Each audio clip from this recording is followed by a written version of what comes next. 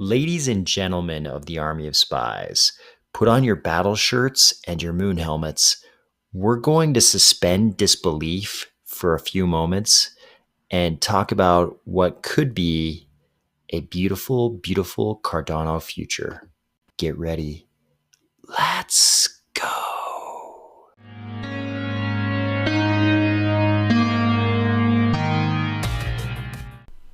Before we get going, this is the last day of my sojourn into the unconnected realms. I'm still in the tent. Today's the last day I'm in the tent in this awesome, beautiful place doing super fun stuff. But it also means today's the last day I can't be in the comments, so I won't be responding to any of your comments below. Also, again, look out. Imposters down there using the name Army of Spies. They're trying to get you to go to WhatsApp so they can steal your crypto. Do not go to WhatsApp and meet these criminals. They're bad. What are we looking at here? This is the infamous Time Traveler Manifesto from back in 2013. I remember when this thing first made the rounds on Reddit. This was after I got into crypto, if I remember right. So this is basically somebody came on Reddit, and this has actually happened recently. We've actually covered it. We've actually covered it early on in these videos. Somebody came on, or I should say a similar thing happened recently with another time traveler. This is the original one that I know of. So this guy came on Reddit and he said, "Hey, I'm a time traveler from 2025. You guys don't know it, but this is the beautiful reverse psychology in this whole thing." He's like, "You guys don't know it, but you're basically ruining the world. I will quote, some of you will carry blood on your hands." Then he goes on to explain how Bitcoin completely takes over the entire world. It completely takes over the entire world, and even an infinitesimally small amount of Bitcoin makes you wildly wealthy. But Bitcoin's stranglehold on the world economy is so strong that pretty much there are people who have Bitcoin and people who do not have Bitcoin. And the people who have Bitcoin congregate into citadels, like guarded citadels, that are full of only people with Bitcoin, and no coiners. No coiners must remain outside the citadels like serfs. So this was a great bit of reverse psychology. He ends it with, "However, I've seen where it all ends. You believed you were helping the world by eliminating the central banking cartel that governs your economies, but I've seen where it all ends." And he's basically begging people, do not support Bitcoin, right? Brilliant piece of fiction written by whoever created it. I hope the creator's actual name was Luca Magnotta. I'm not sure if that's actually posted to Reddit originally, but I think that's right. I hope he actually signed it with his real name. That'd be awesome. If he's out there somewhere, knowing he created this thing. Maybe that's all been uncovered, but I never saw. But this does make me think about the future of Cardano. So don't worry, I'm not going to propose that we start building the citadels. Not yet, anyways. But it is worthwhile to look forward 5-10 years in the future. This was a look 12 years into the future in 2013. And it seemed very far off at that time. And now we're within striking distance of 2025. And I realize it wasn't really that far off. But Bitcoin did become much, much more valuable during this time period. Unbelievably so. So it might be a good exercise for right now for us to talk a little bit about what Cardano might look like in 5 or 10 years. Not the asset and its price and market cap necessarily, but just the whole ecosystem. So the cool thing is in Cardano, we can kind of break it down. What is IOHK doing in 5-10 years? What is Emurgo doing? What is the Cardano Foundation doing?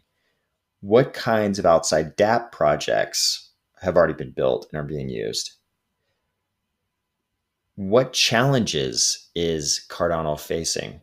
So I think a good place to start is on the adoption front. So we've talked in the past about how IOHK and Cardano and Emurgo have sort of created this gigantic machine with so much momentum, right?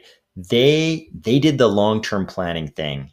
They put in all this legwork with countries like Ethiopia and Tanzania and Georgia and Mongolia and a whole bunch of other nation states in Africa we haven't even talked about yet. They're doing track and trace of coffee being imported to China from Sumatra. They're helping to track wine from Georgia. There's a lot going on, and it's been a whole lot of prep work, and it's created this gigantic, enormous machine that's already moving, and there's probably so much momentum it can't be stopped at this point. So let's talk about where all this goes. So I think we kind of have an idea about what Emurgo will be doing. Emurgo being the commercialization arm of the Cardano ecosystem. I think Emurgo is still going to be going out, and they're going to be creating these kinds of commercial solutions like the track and trace stuff they're currently doing from Indonesia to China, from Georgia to everywhere. I mean, let's face it, there are whole other blockchains, and this is like everything they were built on. I won't name them because I like the supporters of at least one of those blockchains. So I'm not going to put them in the competitor spot here. But there are whole blockchains, and that's their whole thing. This is only a tiny piece of what Cardano does, but I think Emurgo can do it very well. These are the guys who built Yoroi. I mean, the easiest to use wallet. I love Daedalus just like everybody else, but let's face it, Yoroi is really easy to use because it's a light wallet. You don't have to download the whole chain. It's a light wallet. And we know that Charles has already said that he wants to push the whole ecosystem and the whole crypto space in the direction of light wallets. You can go back and look at our discussion of ZK snarks and all of that for an explanation as to why in a previous video. But I think Cardano or Emurgo will still be doing a lot of that kind of stuff. They'll be doing all this commercial stuff. And we know they're very capable because these are the guys who built Yoroi. They built Yoroi. We already know they're super capable at building out software that's really easy to use and that, works, has very limited downtime. It's great. Like Yoroi is a delight to use. And I think their track and trace solutions are going to be equally delightful. And when I'm talking about Emurgo here, I'm talking about Emurgo itself and the people who are currently a part of Emurgo. I think it was just announced today on Twitter that Sebastian, for you watching this on Friday, it'll have been a couple of days ago, Sebastian announced, who we all know from a lot of the live streams in Cardano, Sebastian is moving on to other things from Emurgo.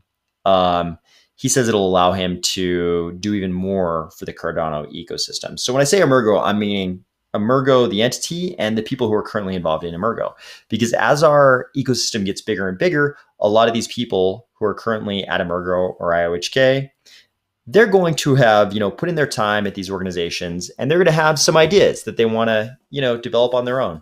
So we're going to see, more and more people who were previously at IOHK and Emurgo going out and doing things. And I won't be at all shocked if this looks a little bit like the PayPal mafia. Like you have all these people from Emurgo and IOHK, and they go out and they do a lot of wonderful things and found a bunch of entities that create awesome products and services that we really enjoy using. I think that's very likely to be the case.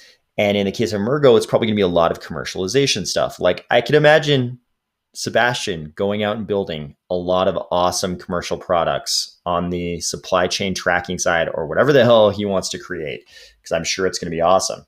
The same thing will be true of many people at IOHK. They'll probably go out and build awesome, awesome stuff. What will IOHK itself be doing? I think IOHK, because Charles is so dedicated to creating this equalization of wealth between the developing world and the developed world, I think IOHK is going to be doing a lot of things to aid in that transition. And they'll probably be building, cool, I'm sure eventually they'll build some like cool consumer products that help and all that. But they'll probably be doing a lot of the sort of like core architecture stuff, making sure the system does all the cool stuff we need to do for all of those things to be true. I think they'll still be doing a lot of that kind of stuff, but I think we'll see them more and more branching out into funner stuff. Because let's face it, it's probably been a huge grind to get through the massive amount of work they've gotten through in the last few years, under pretty intense time pressure. And there've been a lot of deadlines pushed back and stuff like that.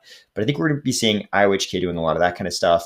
I think Africa adoption is going to be in a crazy place. Like all signs point to the Ethiopia Ministry of Education project. So far we're very, very early. We're only a few days, like a week into the announcement, but it kind of looks like that's going to work great. It looks like they're going to duplicate very similar things in Tanzania and in a lot of other African countries. So I wouldn't be surprised if we're at that point where people are already like, yo, Ethiopia is so far ahead on this blockchain stuff that it really is looking like some kind of crazy, super tech forward Wakanda type place. And that might be true for other countries in Africa as well. Then we've got Georgia and Mongolia. Okay, that's going to be the end of part one. But tomorrow I will actually be fully back, no longer in the tent, fully able to access the internet and able to go into the comments, make sure these imposters aren't down there, and also reply to anything you guys might want to say. So with that, I'll see you tomorrow.